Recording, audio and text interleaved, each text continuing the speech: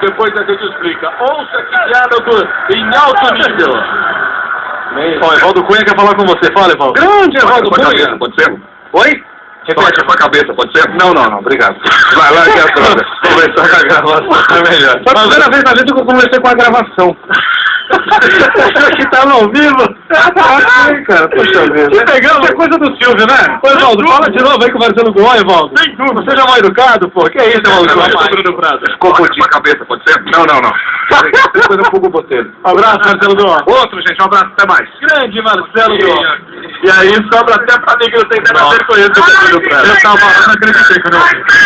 Uruguai e Brasil. Que coisa, hein, Marcelo Duó? Marcelo Duó, que quinta-feira vai acompanhar o São Paulo e Cruzeiro pela Libertadores. É uma direção do Dudu para o Wellington Paulista. Tocou Vai, pra você, hein? O ouvinte que não estava na escuta no momento, Era o mesmo Marcelo trio Duó, aqui. Marcelo Duó conversando com uma gravação inédita no rádio isso. Ó, Evaldo Cunha quer falar com você. Fala, Evaldo. Grande Evaldo Sua cabeça, Cunha. pode ser? Oi? Repete a sua cabeça, pode ser? Não, obrigado. Vai lá, que é a droga. Conversar com a gravação é melhor. Vai começar o segundo tempo no Uruguai, Nacional e Palmeiras. Vamos, palestra, vamos! Vem aí na 105 FM. Marcelo Duó. Tá certo. Sorte que não tinha delay. Pois é. Autorizou o árbitro. A partir de agora o Palmeiras tem 45 minutos para decidir a sua vida na Copa Libertadores.